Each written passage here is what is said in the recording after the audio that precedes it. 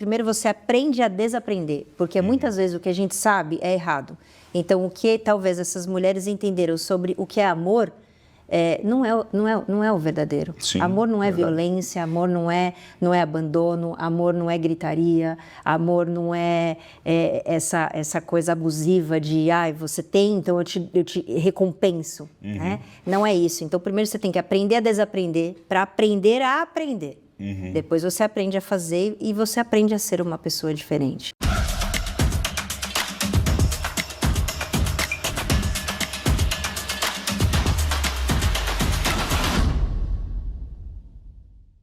Bem-vindos a mais um podcast do Tela Negócios e Missões, é onde a gente se encontra para falar de cosmovisão bíblica acerca do mundo dos negócios. É como cristão faz negócios com a lente ajustada do Espírito Santo para manifestar o reino nos negócios e também através dos negócios. E o podcast, a casa aqui da Rede Tela, rede de empresários, a maior rede de empresários cristãos brasileira, que recebe muitos entrevistados, muitas histórias incríveis de superação, transformação. E a história de hoje é sobre um negócio redentivo, é sobre um negócio que gera impacto não só eterno, mas na sociedade e, sobretudo, um resgate de identidade. Então, tenho certeza que você vai ser muito tocado.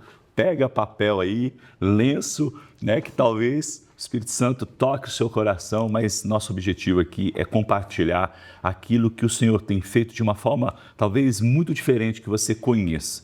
O Evangelho prático, trazendo dignidade, trocando o destino das pessoas. Então, vamos direto a essa história impactante da Karen Brandolis. Bem-vindo, Karen. Obrigada, Edu. Que prazer e privilégio estar aqui, né, nesse bate-papo, principalmente num podcast com esse propósito impactante também, né, nessa rede de empresários cristãos. Que maravilha. Obrigada pelo convite. Vamos juntos. Então, deixa eu só dar as devidas credenciais aqui. A Karen é fundadora da Passarela Alternativa. Né? A gente vai falar um pouquinho, acho que o nome já dá, e talvez eu tenha dado um brief aí, né? É sobre o mundo da moda, de alguma forma, o universo da moda, mas é muito mais do que sobre a moda, né? Verdade. Mas a moda tem sido aí o seu palco, ou a passarela, por assim dizer, né? De gerar transformação na vida. Né?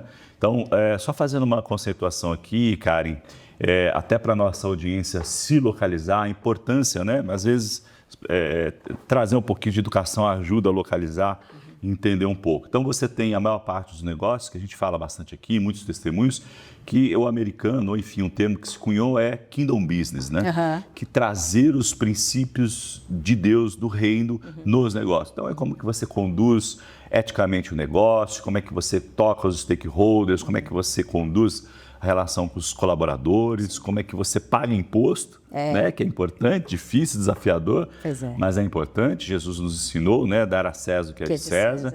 Exato. E você tem também Business as Mission, né? Negócios como missão, e você tem agora, recentemente, fiquei sabendo uma outra vertente que chama B4T, não sei se você já ouviu falar, Business for Transformation, né? Negócios que geram transformação, mas que tem um viés mais sustentável, né? Para dar não sei qual é a grande diferença. Né? Não, eu sei a diferença, mas eu não sei onde que o teu negócio se localiza. Se é BAN, né? Negócio como missão, ou se ele é autossustentável Ele entra nos dois, porque hoje a gente se coloca muito como solução. Né? Legal. Então, bem alinhado com os propósitos do ESG. Boa. Então, ter uma governança forte, um trabalho social que gera impacto e a sustentabilidade que gera todo esse ecossistema mesmo, né? Ambiental e tudo mais. Então, acho que a gente se encaixa ali nos dois. Na verdade, assim, o nosso CNPJ é de terceiro setor. Tá bom. Né? Então, ela é uma ONG, instituída como um instituto de justiça restaurativa, né? Mas a gente cria soluções de ambos os lados, tanto sustentáveis, ambientalmente falando, e transformação social. Muito bom. Bom, eu começo, quem me acompanha aqui mais tempo, Karen, já sabe que eu sempre faço uma pergunta sobre a adolescência. Legal. Né? A tese, que até foi validada por um neurocientista que passou por aqui, numa entrevista, é de que na adolescência, que de alguma forma, aquilo que a gente faz como negócios, pelo menos, na fase adulta... É o reflexo. É um reflexo, teve algum input, teve algum mentor, teve algum impacto mesmo ali do, né, do meio em que se vive, e isso depois, e é curioso que muitos entrevistados falam assim, puxa, você falando agora faz todo sentido, nunca tinha parado para pensar. Então, como é que foi a sua história, como é que foi a sua adolescência? Tem alguma conexão com o que você faz hoje? Você acredita que tem? Tem muita conexão. Check aí, né? Check. Sou mais um resultado aí dessa neurociência. Bom, eu nasci num lar cristão, então eu sempre fui estimulada a enxergar o outro. Né? Não uma vida egocentrista, mas uma vida comunitária. Sim. E eu lembro que na minha adolescência... tanto com o estímulo, era um tripé, né? Era o estímulo da minha família, mas também era muito o estímulo da minha escola, que não era uma escola cristã, mas tinha uma base social e comunitária muito grande, e a própria igreja no grupo dos adolescentes. A educação dentro da minha casa, como eu te disse, sempre estimulada a enxergar o outro, então eu via muito essa generosidade dentro de casa. Eu lembro que antes mesmo da adolescência, quando eu era pequena, eu ia com a minha mãe todas as quartas-feiras à tarde na igreja, que ela entregava, ela reunia lá a cesta básica para entregar para a comunidade carente, dando ali uma oração, um auxílio, acolhimento. Minha mãe sempre foi muito desse verbo, acolher. Boa, né? muito bom. Então, eu vi muito esse exemplo dentro de casa, e as mesas dentro de casa, o meu pai sempre estimulando a gente a ter esse olhar generoso. Se a gente tem, é bom que a gente tenha, mas também é bom compartilhar. Se a gente tem, então comprou um tênis novo, tira outro para doar. Então, a gente sempre teve muito esse estímulo. Já na minha escola, eu estudava numa escola que, na adolescência, os 3 anos, né? Primeiro, segundo e terceiro colegial, a gente fazia trabalhos humanitários com asilos e creches. Olha então, aí. chegava Natal e chegava Dia das Crianças, a gente se mobilizava na sala para colher. Então, assim, foi a minha primeira experiência como mobilizadora que você ia social. recebendo ali. Legal, Então, legal. eu sempre tive esse estímulo, então eu ficava muito à frente disso. E aí era assim, cada um dava R$2 para comprar mini ovo de Páscoa para a gente organizar e fazer uma programação para as crianças, e nos asilos também fazer bingo, essas coisas. Então, a minha escola sempre estimulou muito isso, e a igreja, de certa forma, com campanhas. Eu lembro de campanhas de dengue, da gente ir pela rua, vestido de mosquito da dengue. Então, Ó a moda aí. Pois então, de alguma maneira estava ali. Então, a minha adolescência foi repleta de estímulos, de olhar para o outro e se mobilizar em favor do próximo. Você né? está tocando num ponto muito importante, óbvio, né? Que é sobre a história, que é um pouco sobre a sua trajetória, a passarela alternativa, o impacto das pessoas. Mas acho que vale a pena fazer um recorte aqui, a importância que a igreja exerce ou deveria exercer na comunidade local. Sim. Né? Eu gosto de uma expressão que define igreja, né? Eclésia na origem, que é chamados para fora. Exato. Né? E que muito ou pouco parece com aquilo que a gente se vê. E aí não estou fazendo uma crítica, né? Para levantar mesmo um despertamento aí, talvez, se você esteja nos ouvindo, pastor, empresário, né? A pergunta para você, o quanto que a tua comunidade está impactando a comunidade, de fato, o entorno da onde está plantado. Fora das 4 paredes. Né? Verdade. E você, como empresário, tem uma responsabilidade, através do talento e os recursos que Deus confiou a você, de gerar, de repente, impacto, né? E levar o evangelho. Tem muitas formas inteligentes, estratégicas de você tocar e ser relevante na comunidade. Até mesmo como conduz a própria equipe de trabalho, né? É verdade. A fazer um Volunteers Day, né? Um dia do voluntariado, de você olhar para o outro, doar o seu tempo, não só... Eu acho que o brasileiro, ele tem uma diferença, né? A gente não sabe ser voluntário. É verdade. A gente só é voluntário quando está sobrando tempo, ou quando está desempregado, ou quando está numa depressão. É sempre para si, não para o outro. Né? Então, a gente não entende isso como uma doação do meu talento numa determinada hora, que eu vou fazer com a mesma excelência e com a mesma dedicação que eu trabalho remunerado, só que na doação. E a gente não tem muito, porque não tem muito essa cultura aqui, né? Pois é, mas é a cultura do reino. Exatamente. Né? E é por isso que estamos aqui, né? Para poder levantar essa bandeira tão importante. Exatamente. Né? No mundo corporativo chama-se pro bono, né? Estou colocando aqui não para autopromoção, porque aqui dentro da Rede Tela a gente estimula muito. Então, o Instituto da Rede Tela, para você que está chegando agora talvez não conheça um pouco da nossa história, né, da Rede Tela, é isso, né? Também é um ministério para falar sobre mordomia, como é que você administra os recursos e o tempo está ligado ao recurso que Deus nos confiou, né? E também sobre generosidade, o que você faz com o que Deus te deu. Exato. Né? Você pode até comprar 2 carros, mas para que precisa de 3? Né? Como é que você está administrando o tempo? Então, eu coloco sempre aqui o meu exemplo para poder, como líder mesmo, né, aqui de São Paulo, da comunidade de São Paulo, a Rede Tela está em 11 principais capitais ao redor do mundo, toca hoje quase 5 mil empresários mensalmente. Né? O podcast aqui já está passando 200 mil audiência mensal. E a gente diz o seguinte, olha, conversa com o Senhor, né? E estabelece um tempo pro bono, que é o termo mais corporativo, né? Para que você cuide de outros empresários, para que você cuide de alguma coisa e o Senhor retribuirá. Né? Eu mesmo comecei com 10% da minha hora produtiva, né? Então, como empresário, tem uma conta mágica que quanto custa, né? O quanto eu gero de valor para o negócio a cada hora, né, ao longo do mês. Então, falei, senhora, estou doando isso daqui, tenho servido vários empresários aqui da Rede Tela e podido ver também a transformação que isso gera nas famílias, em primeiro lugar, nos negócios, na igreja. Então, o poder, né, que você chama de voluntariado, mas o que é o poder da generosidade. Do parar e se interessar, de fato, com o outro, sem querer nada em troca. Exatamente. Né? O outro pelo outro, né? O outro pelo outro. Exato. Muito bom. Karen, eu chamo de pequenos começos aqui. Como é que chegou essa voz, né? Uma expressão vocare, né? Acho que é do latim, que a gente na igreja ou no mundo eclesiástico chama muito de chamado. Né? Como é que chegou esse convite para você, para o mundo da moda? Conta um pouquinho para a gente. Eu acho que, assim, a criatividade sempre esteve muito presente na minha vida. Eu lembro de, até pequena, assim, construindo roupinha de boneca com massinha, inventando moda mesmo, né? E eu sempre gostei muito dessa área, mas, como eu te falei, o meu estímulo, a minha criação sempre foi como que você vai servir a Deus com isso? Como é que você vai servir melhor as pessoas? Eu tenho 38 anos hoje e a moda, quando eu tinha 18, 17 anos, há 20 anos atrás, era muito diferente do que é hoje.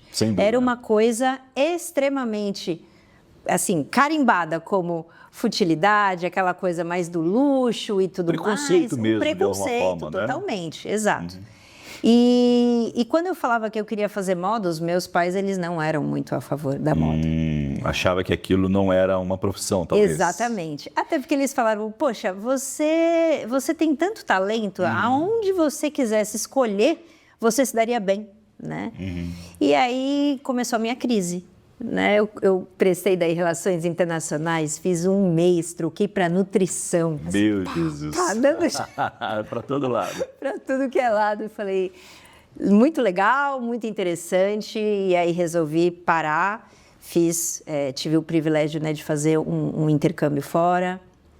Tive uma experiência lá na Hilson, e lá a ideia sobre moda, eu lembro de uma conversa que eu tive, inclusive, com a Christian Kane, e ela trouxe esse viés, né, da moda de um jeito muito espiritual mesmo, e eu voltei convicta de que era isso que eu ia fazer. E aí foi aí que eu fiz a moda de manhã e marketing à noite, né? Então foi uma loucura.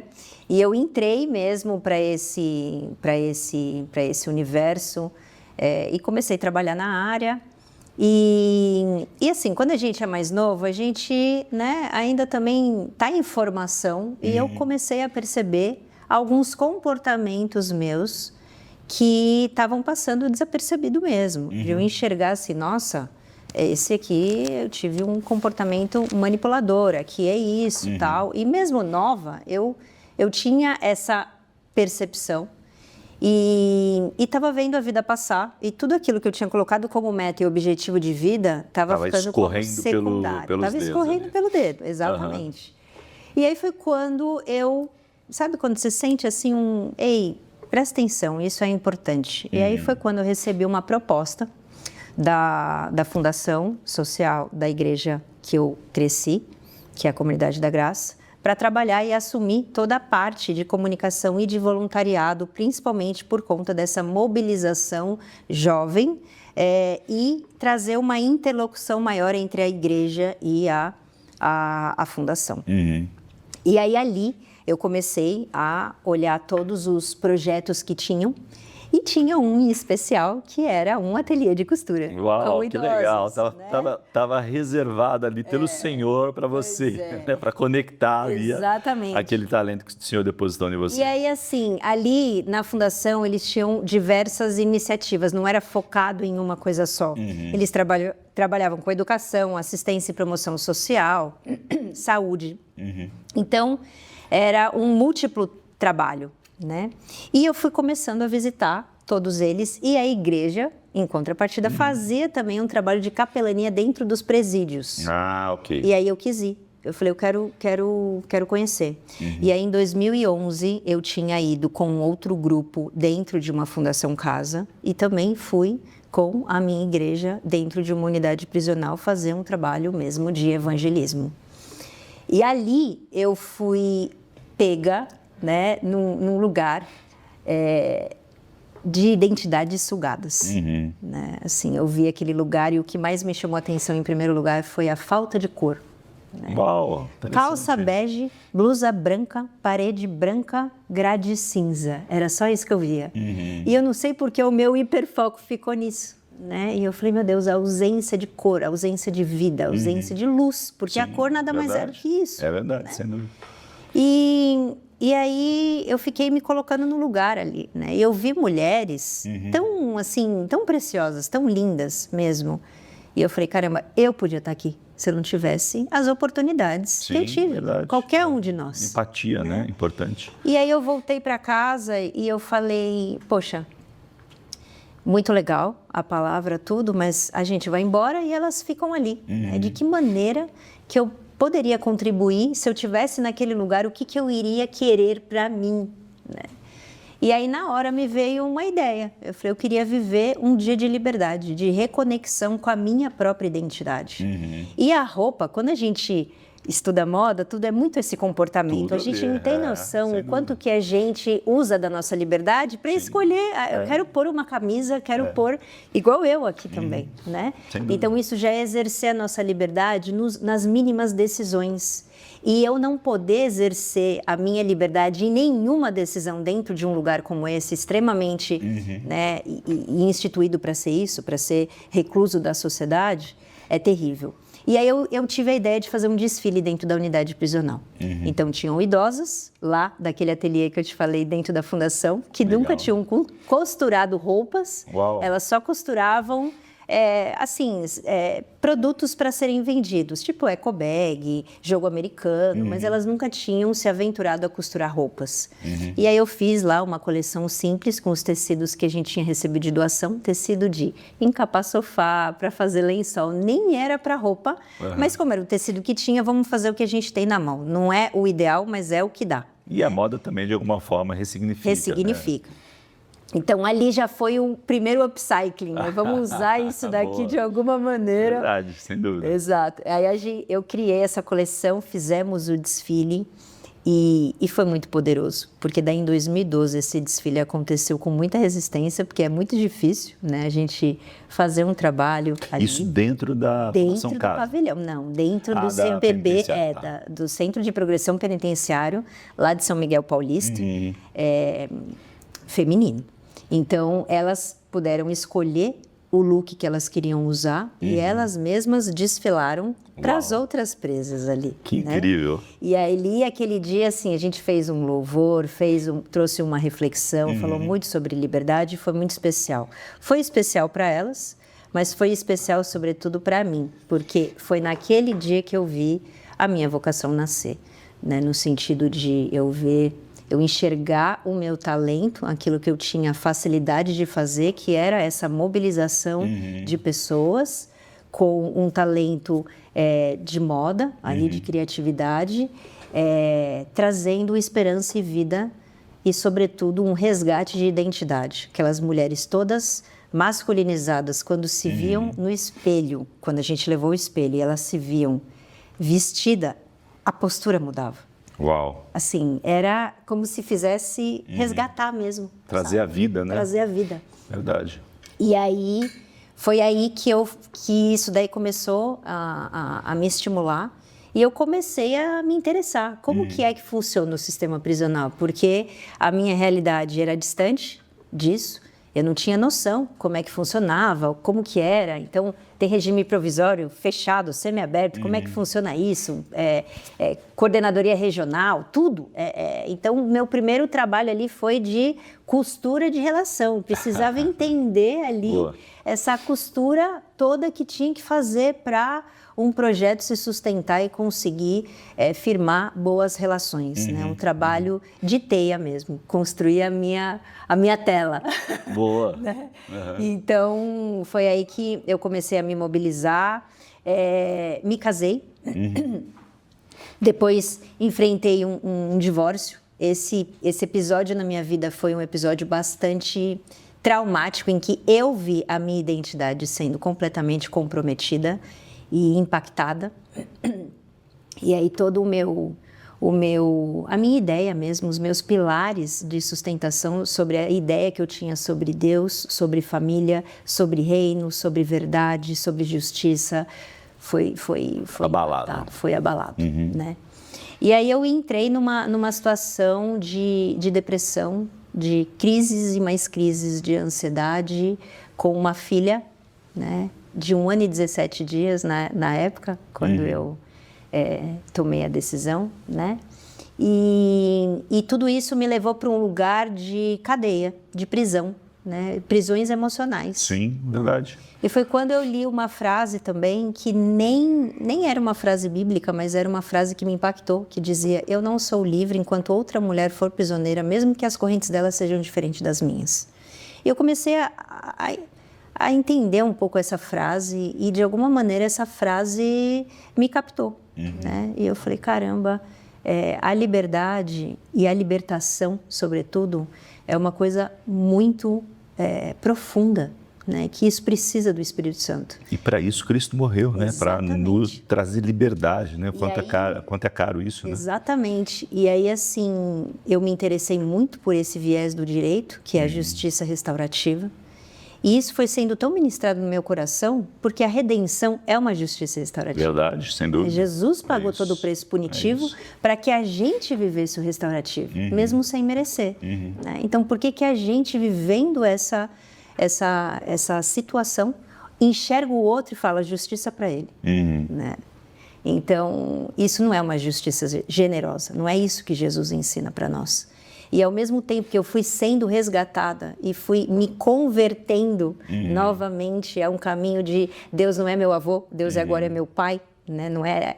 Antes eu sabia, eu ouvia falar, mas exatamente, agora realmente com ele andar. Né? Então foi assim, foi uma divisão mesmo de águas. E ali eu falei, poxa, eu quero fazer isso. Não sei como, não sei de que forma, mas como eu já tinha feito outras formações também, né, tanto de justiça restaurativa como também de gestão de terceiro setor, eu falei, eu não sei exatamente o que vai ser, mas eu já sei que eu quero abrir um CNPJ de terceiro setor e já quero formalizar isso, porque eu sei que no nosso país, se uma organização não tem um mínimo de 3 anos de atuação formal com relatório de atividade, a gente não consegue as primeiras certificações.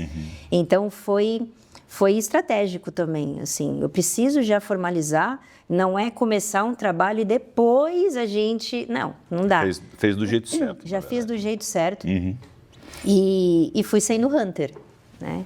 Vamos descobrindo na medida que a coisa vai sendo modelada. E acho que o mesmo tempo que leva uma empresa, né? Os 5 primeiros anos, eu acredito que de todo a empresa... ciclo natural exato, do negócio. Você vai testando as modelagens de como que vai ser. Hipóteses, né? Exato.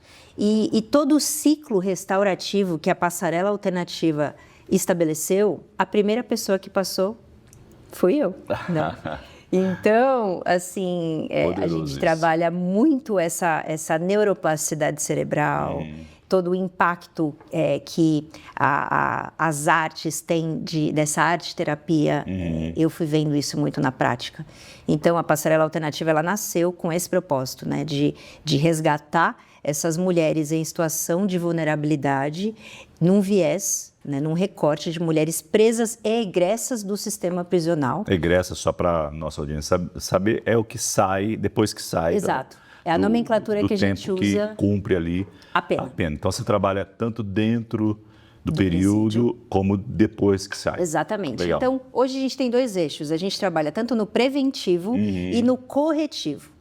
Corretivo com aquelas que já foram presas e são também egressas. Sim. Por quê? Porque o índice de reincidência criminal no nosso país é 70%. Meu Deus! Em menos de 3 meses as pessoas voltam a ser presas. E por quê? Só curiosidade. Porque não tem um trabalho de reeducação. Você acha que tem um viés da sociedade também de rejeitar, de preconceito? Com certeza. Assim, da igreja não acolher, talvez? São camadas, né? Sim. A primeira camada é uma pessoa que fica reclusa da sociedade, e isso eu lido assim, muito diretamente, ela está afastada de toda a aceleração do tempo, que para a gente é muito comum. Eu acompanho mulheres, assim, teve uma que me marcou muito, que a primeira vez que ela saiu num semiaberto, depois de 9 anos e 10 meses, foi com a gente. Ela teve uma crise de ansiedade que ela falou assim, o que é bilhete único? O que é Pix? Que era outro mundo, né? Que tanto essas linhas de metrô? Assim, é outro universo. Túnel do tempo. E é coisa que pra gente é tão... É invisível, praticamente. É invisível, né? A gente vai acompanhando essa modernização das coisas. Então, assim, até ela conseguir se situar, ela já está, né, no 7-1. Até ela chegar aqui, demora muito tempo. Então, essa é a primeira camada. A segunda camada, certamente, muito preconceito da sociedade. Ela até quer uma oportunidade. E ela não fala que ela tem que ela tem antecedente criminal. Mas se puxa a ficha, essa mulher ela é mandada embora. Excluída ela automaticamente. Ela é excluída. Né? Então, assim, é muito triste porque ela errou, pagou o que ela tinha que fazer, ela foi procurar um emprego. Só aí já tem uma dignidade. Sim, poxa, eu estou querendo uma vida nova. Para o empresário... Preciso recomeçar. Eu preciso recomeçar. E eu estou querendo, por isso que eu estou buscando um trabalho. Eu não tenho necessidade disso, a gente fala muito. Não fale numa entrevista de emprego que você foi presa. Para quê? Isso você já cumpriu. Né? E isso não é desonestidade. Se perguntar, você vai falar a verdade.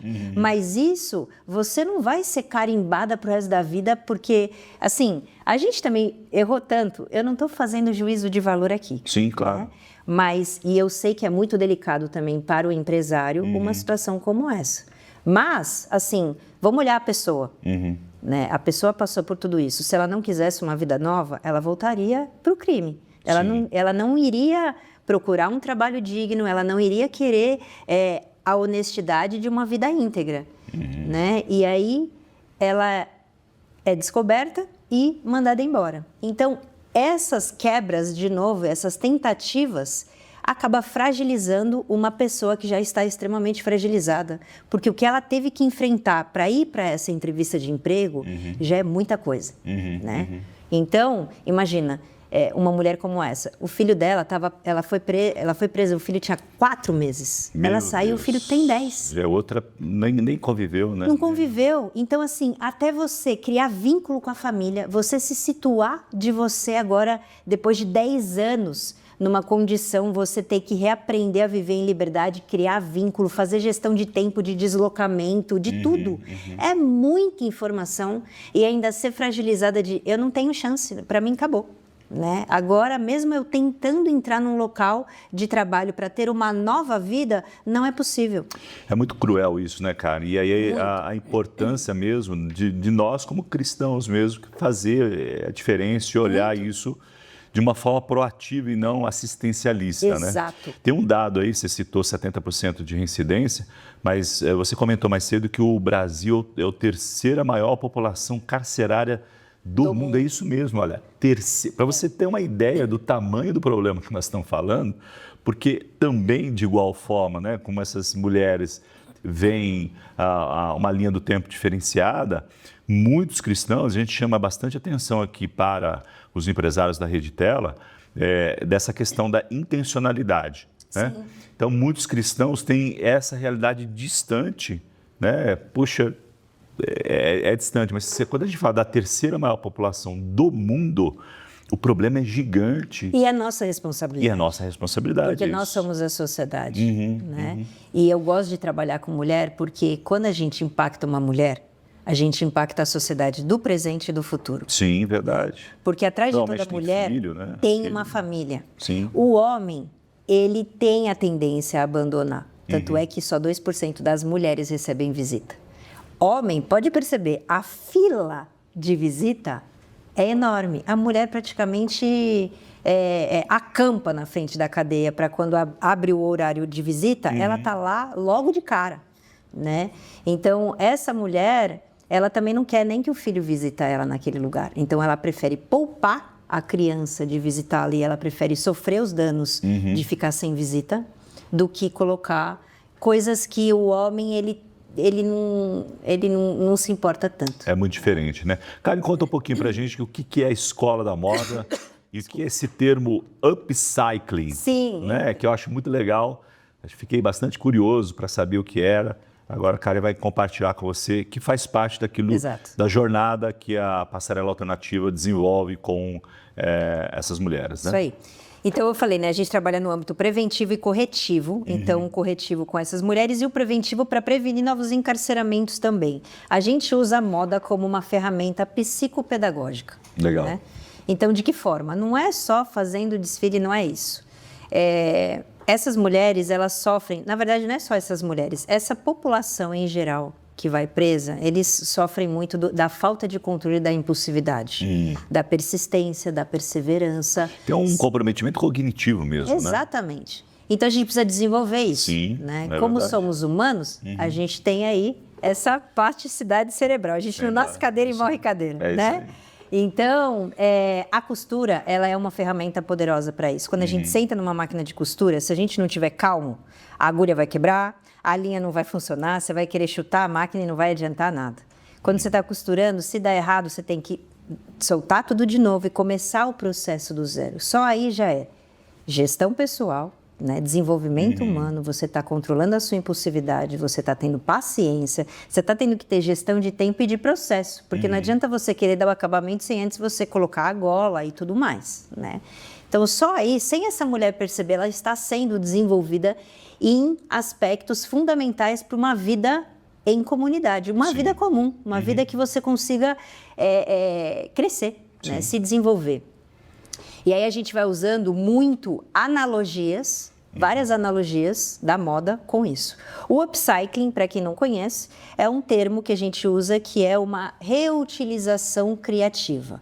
Então, por exemplo, uniformes antigos se tornando novas peças. Então, eu já recebi uniformes antigos de linhas aéreas, de empresas... Ah, ok. Recorta ali, cria uma modelagem nova. Exatamente. Então, as pernas de uma calça vira as mangas de uma jaqueta e a gente vai fazendo dessa maneira. Reconstrução. Reconstrução. Legal. E aí é muito poderoso, porque a gente, na nossa escola de moda, a gente ensina essa costura criativa e estimulando muito esse upcycling. Você pega peças e desenvolve essa nova perspectiva. Porque tem um impacto lúdico ali fantástico, né? Porque é o seguinte, a matéria-prima continua a mesma, assim como a sua vida. Mas você transforma essa modelagem em algo completamente novo. E quando ela faz isso, ela automaticamente se vê e fala assim, eu também achava que eu não tinha jeito. Assim como isso aqui que ia para o lixo. E aí é tangível. É tangível. Então, no final desse processo, elas vão para a passarela desfilar o look que elas fizeram de upcycling. Tem desfile, então? Tem na recorrente? certificação. Que bacana. Toda certificação tem um desfile. Mas, assim, a ideia não é elas levarem a roupa. Não é sobre a roupa, não né? é sobre a roupa. Tá claro. Não é essa moda. É dignidade. É a moda do avesso, sabe? Outros É a valores moda do ali, que está por entendo. dentro, é a Sim. pessoa. Então, ela desfila e o que brilha é a ideia de que eu sou capaz. Né? Eu Estou fui viva, restaurada, tem eu tô cor. viva, exato. Né? Então, é algo que é completamente um resgate de identidade. Né? E essa mulher, daí ela vai ser certificada, tudo. E aí a gente tem um acompanhamento que a gente chama de Jornada Fênix, que é de 6 meses a 3 anos, não é nada assistencialista. Então, é um acompanhamento com essa mulher que a gente chama de 3 coisas. Assim, a gente dá 3 coisas, um chão, a mão e uma direção. Se der um sem o outro, não adianta você dar a mão sem uma direção. Né? Não adianta você dar uma direção sem também você dar um suporte ali de um chão. Então, a gente oferece isso com múltiplos estímulos. Psicólogo, assistente social, informação, educação, acesso a direito, acesso a advogados.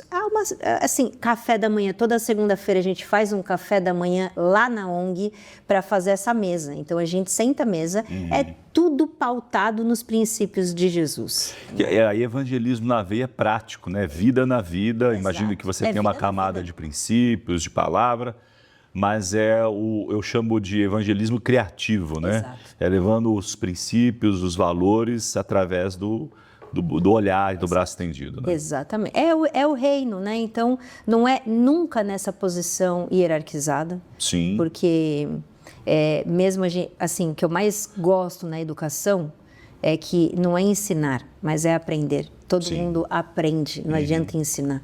Então, quem está ensinando, quem está contribuindo, passando a informação, também está aprendendo. Né? Então, esse ciclo de aprendizagem é muito precioso. Né? E aí a gente se coloca sempre num lugar de humildade, porque sempre a gente tem que aprender alguma coisa nova. Então, a gente usa essas esferas de primeiro você aprende a desaprender, porque muitas vezes o que a gente sabe é errado. Então, o que talvez essas mulheres entenderam sobre o que é amor não é o verdadeiro. Sim, amor não é violência, amor não é abandono, amor não é gritaria, amor não é essa coisa abusiva de você tem, então eu te recompenso. Né? Não é isso. Então, primeiro você tem que aprender a desaprender para aprender a aprender. Depois você aprende a fazer e você aprende a ser uma pessoa diferente. Então, é um ciclo de aprendizagem mesmo, né? Por isso que eu falo que a moda lá com a gente, ela só é a ferramenta que a gente usa lúdica de neuroplasticidade, de informação, de educação e de resgate. E que ferramenta poderosa, né? Poderosa. Você falando aí, eu me lembrei do versículo que uma das coisas que agrada a Deus é um coração ensinável, né? Deus não desprezará, né? Então, é muito legal isso.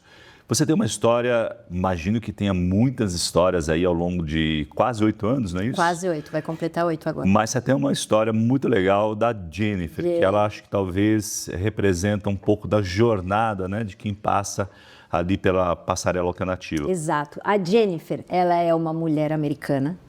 Ela caiu no crime de gaiato mesmo. E não é tão raro assim, né? Não é. Karen. Ela caiu por conta do parceiro, mas era um parceiro que ela não conhecia. Ela conheceu num aplicativo, começou a conversar com ele, se relacionaram por 2 anos. Via aplicativo, ela nunca viu a pessoa. E nem teve uma chamada de vídeo, porque ele conversava com ela em inglês, então ela nem sabe o nome de verdade desse homem, mas ele falou que ele era do exército, então por isso que ele não podia fazer chamadas né? E aí, 2 anos cria um envolvimento vínculo psicológico terrível, né? A pessoa absurdo, absurda, né? Que ela existe de verdade, deve até imaginar características físicas. E aí ele pediu um favor de trazer algumas coisas e ela nem, né? Suspeitou. Até porque era na época da Covid e o pai dela tinha acabado de falecer. Então ela tava pegou fragilizada, numa fragilidade e ele falou, olha, vai, né? Você tira uns dias e você aproveita e leva uma mala para mim e tudo mais, até porque eu preciso deixar, né? E ela foi, né? E foi presa aqui no Brasil por tráfico de droga. Que loucura. E não falava português, ficou 2 anos e meio presa. Não tinha prova, porque numa história como essa, Sim. você conhece a pessoa, então, ok, mas assim... Ficou uma história dela apenas. Assim, como que você prova? Não tem prova o suficiente para ela não ser presa numa situação como essa. E aí, ela não tinha informação nenhuma para onde que ela ia, ela não tinha nem o RNE, porque se você é estrangeiro, você precisa do RNE para começar a existir. Sim. Né? Sem isso, você não aluga nada, você não abre conta no banco, você não existe. E aí ela foi dormir na rua. Ela dormiu na rua por 2 dias, porque ela saiu, ela não sabia para onde ir. Não falava português? Não falava português direito, assim, depois de 2 anos e meio presa. Acaba aprendendo, mas talvez não consiga se comunicar o suficiente. Né? E aí a gente fez uma ação de pobreza menstrual em algum centro de acolhida. Tá. E ela estava lá e a gente divulgou o curso que iria começar de corte e costura. E ela foi, né? E aquela mulher, de alguma maneira, me chamou a atenção. Eu falei, ela é ligeira, assim, ela é quietinha, mas a mulher formada em assistente social, ela é assistente social. Incrível. E eu comecei a conversar com ela, aproveitei até treinar o meu inglês, né? Porque daí a gente ia... desenvolvendo, troca, né? Fazendo uma troca, e para ela foi muito precioso, mas essa mulher chegou querendo anular a identidade dela, ela não queria ser chamada por Jennifer, ela falou, me chama de Claire, porque a Jennifer, eu não aceito a Jennifer, ela foi muito estúpida, ela falou, ela é muito burra, assim, ela não conseguia fazer as pazes com ela. Com ela mesma, ela tinha muita raiva. A identidade dela, ela rejeitou. A identidade completamente comprometida. Loucura, hein? Não me chame de Jennifer, a Jennifer, eu não consigo conviver com ela. Ela falava, ela é muito burra, estúpida, né? Ela fala stupid. Então, era uma agressividade com ela muito grande. Ela não se aceitava. Um desamor mesmo. Desamor. E aí a gente começou a fazer uma mobilização de conseguir um kitnet para ela. Aí ela começou a trabalhar na passarela, a gente começou a remunerá-la. Ela conseguiu pagar, né, a dignidade assim de pagar. Aí a gente fez uma mobilização de conseguir geladeira, colchão, tal, e fomos fazendo isso. E essa mulher, ela foi, né? Ela ficou 3 anos com a gente. E ela falou, eu quero... Daí um dia eu sentei com ela e falei, qual que é seu sonho? Ela falou assim, eu ainda quero voltar para o meu país e fazer o que vocês fizeram comigo com as presas de ouro. Uau! Né? Que incrível. E eu quero continuar costurando e eu quero, assim, me remunerar através da costura, mas exercendo essa assistência social que eu tenho ali no meu país. Eu falei, então nós vamos fazer isso. E aí foi quando eu fui até Brasília tentar que essa mulher fosse deportada de alguma maneira, porque ela estava presa aqui, né? Duplamente, né? Duplamente. Em liberdade ali do sistema prisional, mas não tinha ali... talvez como voltar, né? Exatamente. E aí fiz todo um processo com ela de empreendedorismo mesmo. Falei, como é que você quer que chame a sua marca? Como é que você... Né? Daí ela fez lá mais ou menos o desenho, a gente fez lá um business plan de assim, qual que é o propósito, a missão, visão, valor, como que você vai fazer, quais são os 2 tipos de produto que você gosta de fazer. Ela gostava de fazer kimono e eco bag. E aí fiz lá uma tela de estamparia, ela aprendeu a estampar, a gente fez a modelagem do produto, o desenho técnico, tudo. Ela levou 10 peças de cada, já como um capital semente. Ainda a gente levantou $200 para ela comprar uma máquina de costura lá. Né? Que poderoso, ou seja, não só ensinou, deu peixe, como, né, criou toda a possibilidade de E a gente mantém contato até hoje. Ela mandou lá a foto da máquina de costura, dela na feira vendendo as peças, né? Conseguimos uma psicóloga aqui no Brasil que falasse inglês, porque tem que, assim, né? Psicologia, né? tem que, assim, terapia precisa ser na sua língua mãe. E então, assim, são casos individuais, não é só um método que vai ser aplicado Ctrl-C, Ctrl-V para cada pessoa. Sim. Não, é humanizado. É humanização, perfeito. Porque não é máquina, a gente está lidando com gente, cada um tem uma história, uma necessidade diferente e a gente está lá com esse olhar atento de enxergar o outro pelo outro, não o outro com a minha perspectiva. E são coisas muito pequenas. São sutis, mas faz toda a diferença. Por exemplo, a gente quer dar cesta básica. A gente pensa que uma pessoa que está na rua passa fome, então o mínimo é uma cesta básica. Sim. Mas a dignidade está na pergunta. Tanto é que Jesus fez isso. É óbvio que o cara estava cego, ele queria ver, mas ele perguntava: o que você quer que eu te faça? Né? E esperava o outro falar o que ele queria. Não é a prepotência de, você está cego, está aqui a cura para você. Você está com fome, está aqui a cesta básica para você. Não é assim. Sim. É perguntar o que você quer. Às vezes a pessoa quer uma bola. Ué, eu não acho que é necessário uma bola, mas se ela quer, é digno que ela entenda o que ela precisa naquele momento e ela verbalize para a gente oferecer. Então, é isso, né? Enxergar o outro pelo outro, não com a perspectiva de, tá passando fome, então... Porque isso diz mais sobre nós do que sobre o outro. Verdade, né? Verdade. Sem dúvida. Então, até mesmo a nossa conduta... com todos os estímulos e acessos que a gente tem como empresa mesmo, que hoje a gente se estabelece como assim, eu sou uma empreendedora social. Sim. Né? Hoje eu vejo a necessidade de abrir negócios para quê? Para, primeiro, ter um espaço para essas mulheres terem um trabalho. Né? É muito difícil colocar essas mulheres no mercado de trabalho e ter acesso à renda constante. E aí, dentro do teu ecossistema, você gera essa oportunidade para elas. Gera essa oportunidade e é o meio de levantar esse recurso para a gente sustentar a nossa base. Sim. Porque a nossa pauta, sendo mulher e sendo presa, ninguém quer investir. Todo mundo faz juízo de valor. Se eu tenho o meu dinheiro e eu não vou querer ajudar quem vai pegar o meu iPhone na esquina, entende? É muito nesse Mas lugar. não é o olhar de Jesus. Né? Não é o olhar de Jesus, mas inconscientemente, por isso que é uma luta mesmo. A gente, são lutas, isso é uma potestade na nossa mente, né? Então a gente precisa intencionalmente olhar para isso e falar, eu vou agir diferente. Eu sei que o preço é mais alto. Porque, assim, em todos os sentidos, a gente não tem um imposto que diminui se a gente contrata uma pessoa como essa. Uma pessoa como essa, mesmo tendo a mesma formação que uma outra, só de ela ter ficado 5 ou 1 ano presa, ela já está muito... No final da lista. No final da lista. Ou nem na lista, né? Exato. Né? Verdade. Então, assim, são situações que daria para a gente ficar aqui o dia inteiro falando sobre isso. Incrível, poderoso, incrível. Bom, são quase 8 anos, né, de impacto.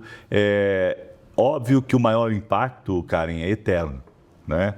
E a gente fala aqui na Rede Tela bastante sobre isso, sobre negócios com impactos eternos, né? O que você está fazendo, e aliás, fazer um corte aqui para a nossa câmera. O que você está fazendo, sinceramente, olha no espelho, para depois desse episódio aqui e ora ao Senhor. Tem impacto eterno? Ou é só algo que você ganha dinheiro e é justo, né? Está dentro ali de um padrão de ética, etc. O que você faz tem impacto eterno? Acho uma boa pergunta para a nossa audiência hoje, né? Muito boa. Conta um pouquinho, então, qual que é o impacto, além do eterno, que vocês têm gerado nesses quase 8 anos para a nossa audiência ter uma dimensão aí? A gente já impactou mais de 25 mil mulheres. Uau! E para mim o maior impacto de todos não é nem esse número, que também já é bastante alto. Expressivo, sem dúvida. Mas é um dado de aferição de resultado. Se no nosso país o índice de reincidência é 70%, a minha meta é combater isso. Né? O trabalho, um dos nossos projetos que chama Moda Livre, que tiro mulheres do semiaberto, levo elas para universidades parceiras. FAAP, Santa Marcelina, Senac, elas fazem 12 encontros, um por semana lá dentro, sensibiliza o olhar dos alunos, dos professores no ambiente universitário, e essas mulheres aí têm acesso a isso. Esse projeto, a gente já faz estamos indo para o 3º ano desse projeto. Eu não consigo fazer a aferição de resultado, mas o Tribunal de Justiça consegue. E eles fizeram a aferição de resultado e todas as mulheres que passaram nesses 3 anos, 100% não reincidiu. Que incrível. 100%. Talvez esteja aí a solução, né? A fórmula, o caminho, A né? fórmula, sabe qual que é? O afeto. É o amor que transforma.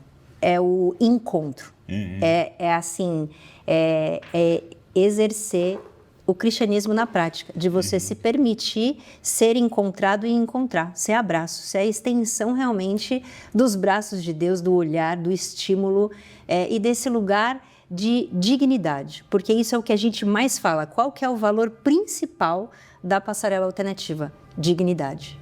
Né? Você resgatar a dignidade. Então, quando eu recebi esse dado, faz 100% assim, é assim, incrível, né? Eu falei, gente, é sobrenatural. É sobrenatural. Porque nada é 100% dentro do mundo dos negócios. De alguma forma, a gente pode considerar isso como um negócio, né? Exatamente. E eu falei, caramba, isso, se não é a mão de Deus... É verdade. Eu não consigo ver que...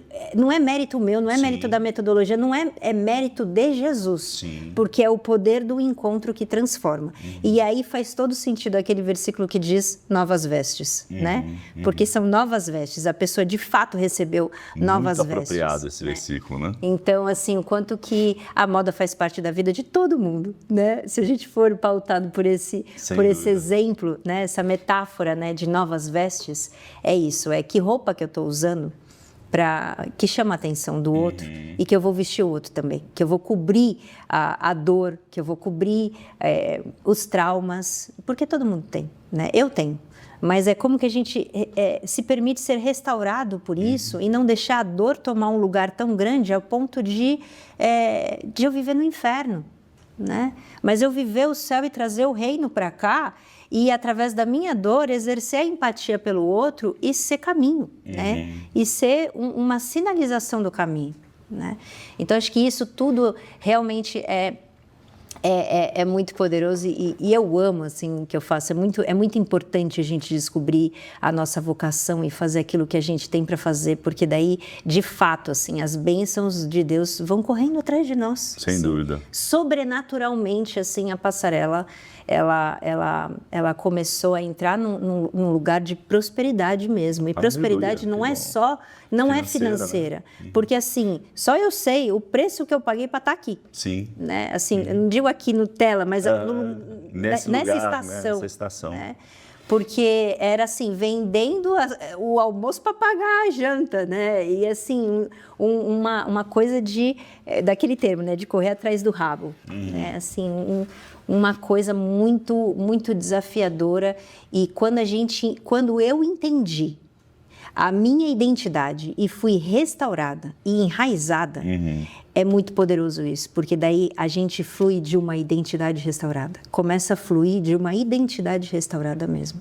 Então, o quanto que a gente sai desse lugar e deixa simplesmente a coisa fluir, e aí o Senhor vai abençoando e vai aproximando as pessoas, porque a nossa oração muda, a minha oração começou a mudar.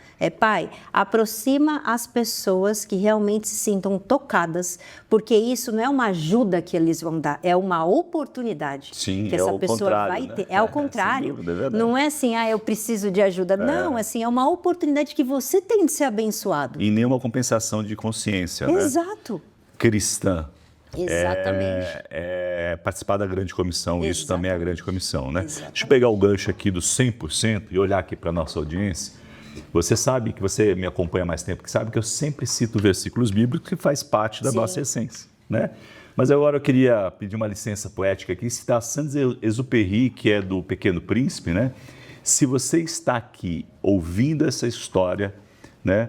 O texto do livro diz: você se torna responsável com aquilo que te cativa, com aquilo que te toca. Então, eu tenho certeza que você está tocado aí e eu quero mais do que convidar, te convocar a conhecer a passarela alternativa. Então, acho que existem várias formas aí, né, Karen, de participar disso que você está fazendo. De novo, não fique, né? Agora eu vou citar um versículo: não endureça o seu coração, né? Ouvindo aqui Deus falar através dessa história tão fantástica, tão transformadora da Karen. Então, acho que existem várias oportunidades aí para as pessoas participarem disso que você está fazendo. Uma delas, certamente, é doação de dinheiro, né? Sim. A gente pode pôr aqui, pedir para a produção E você que está nos assistindo pelo YouTube, você vai ter aqui os dados no descritivo do episódio, né? Você que está nas plataformas de streaming de áudio, né, pode ir lá também, ou se conectar aqui, você pode dar aí as redes sociais para conexão. Legal. O Instagram da Passarela é @passarelaalternativa. O nosso site também é passarelaalternativa.com.br. Bom, doação é sempre muito bem-vindo. Muito verdade. Porque a gente usa muito dos recursos para realmente impactar a vida Isso dessas te dá mulheres. escala também, Me dá né? escala. Então, Sem se dúvida. eu fiz essa escala até hoje, assim, com mais dinheiro é inevitável, né? Alcança mais Mas vidas. não só isso. O pro bono é uma expertise, é uma inteligência que qualquer organização social precisa, né? Boa.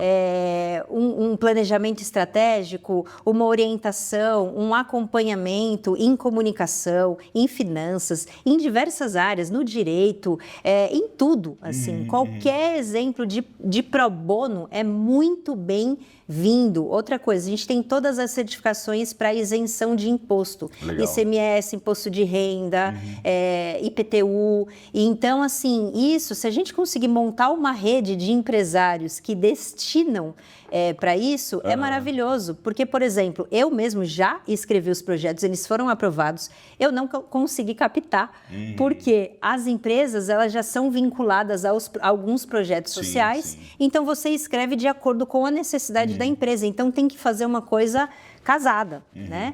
Então, se a gente conseguir organizar isso, ia ser maravilhoso, principalmente aqui, Vamos né, juntos Tela. aí, então, quem sabe, né, seja este o tempo para que a gente faça juntos. Exato. Você percebeu que sozinha, Karen, Não dá. não faria nada. Graças a Deus, né, a Bíblia diz que com a consolação que nós somos consolados, nós devemos consolar.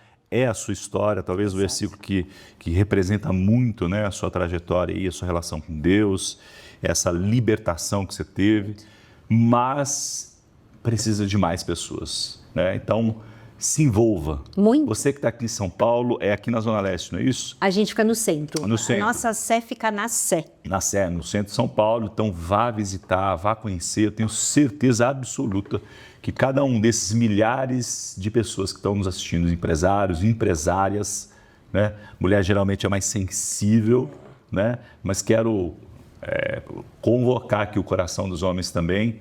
Vá visitar, vá conhecer, né?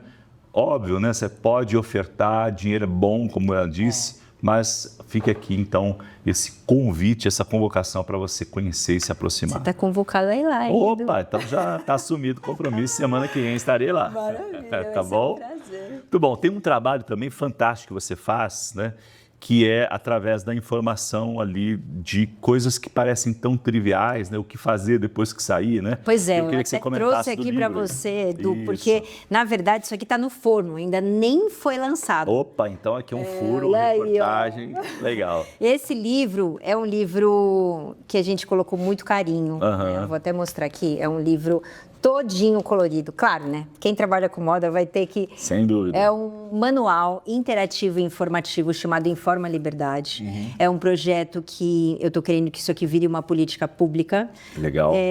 Que a gente ministra dentro das unidades prisionais em regime semiaberto. Quando essas mulheres, esses homens, mas a gente trabalha exclusivamente com mulheres, estão nessa situação pré-egressa no regime semiaberto. Para sair ali. Para sair. Elas estão com o pé na porta, né? Pé na rua. Elas precisam de informação já. E o que elas mais têm ali dentro é tempo ocioso. Então, isso daqui é um guia para ela planejar a vida dela pós-cumprimento penal.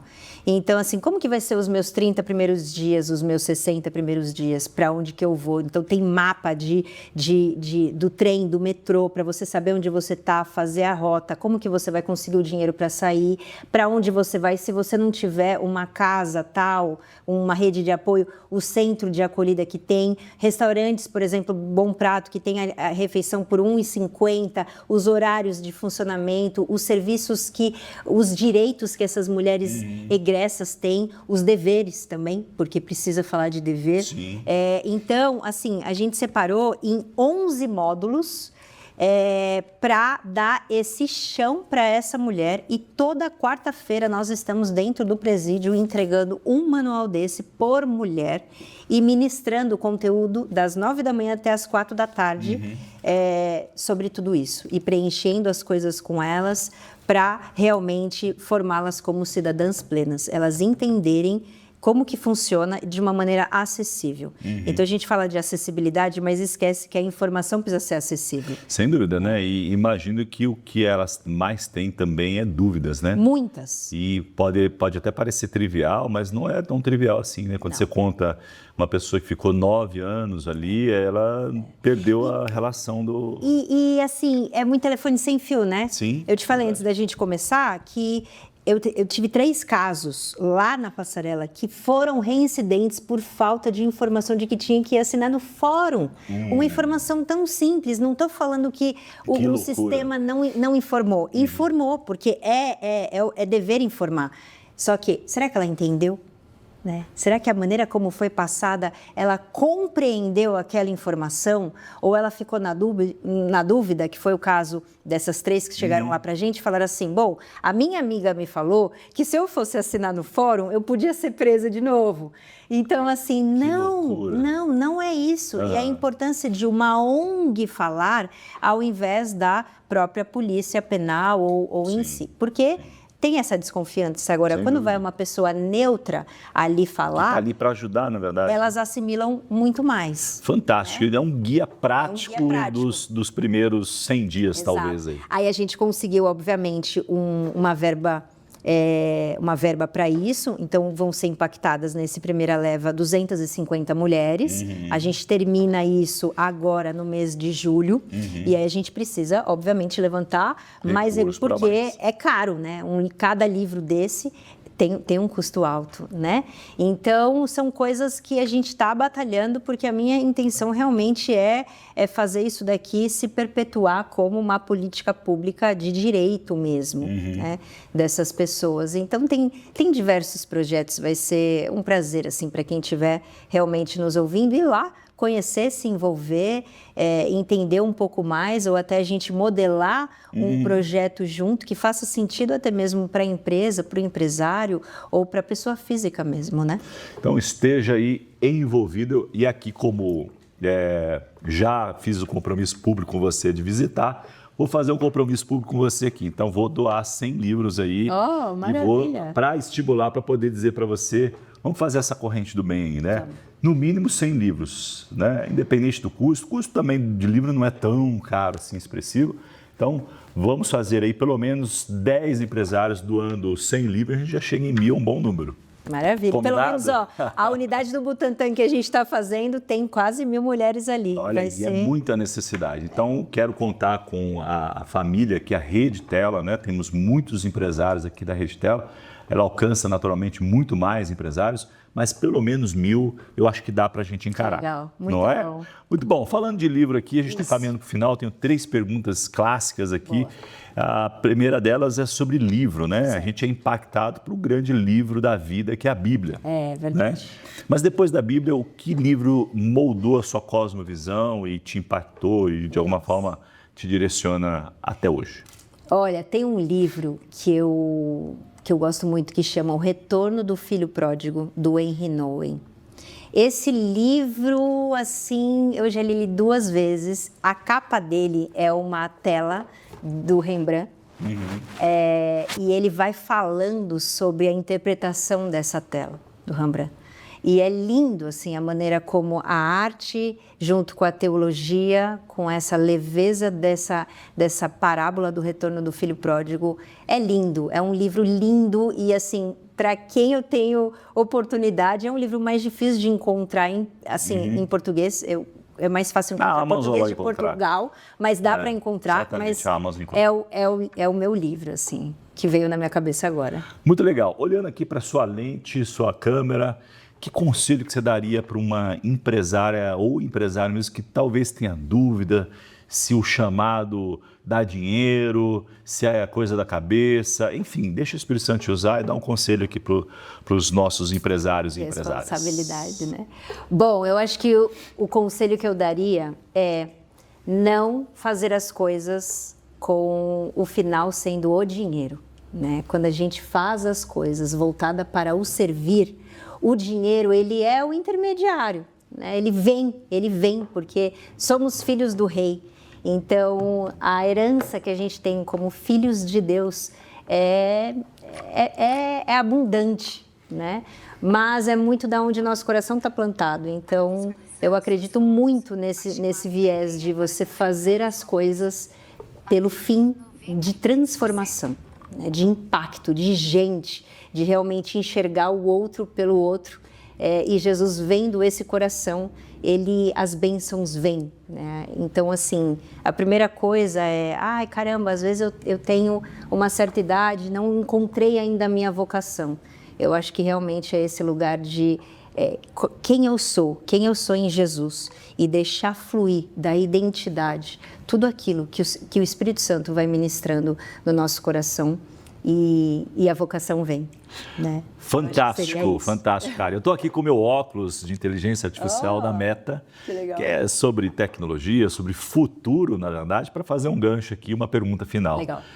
Karen Brandolis, qual que é o seu sonho grande? Para onde você está olhando para o futuro? Sonho grande. Eu tenho 2 sonhos grandes. Um pessoal, que eu gosto muito de cultura, de viagem, então eu tenho uma grande meta de conhecer o mundo, assim, eu quero muito viajar o mundo e como passarela alternativa eu tenho a intenção que a passarela alternativa se torne a ferramenta de maior relevância e inspiração como um modelo de resgate de vida e reinserção social numa escala mundial, né? Eu quero que a gente leve a passarela para outros lugares do mundo e que seja implantado ali esse modelo de afeto, de encontro, de abraço, né? Mas dentro de uma metodologia muito consolidada hoje em dia,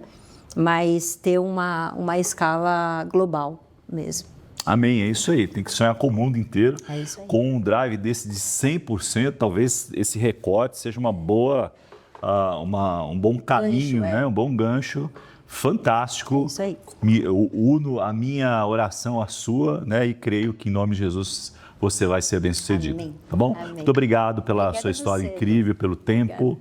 Né? E vamos juntos servir ao nosso Senhor. E olhando aqui para você, queria agradecer mais uma vez a sua audiência, pedir para você se inscrever no canal, é importante, né? Para que a gente possa ter relevância para os algoritmos, levar a história da Karen para o Brasil inteiro, não é, Karen?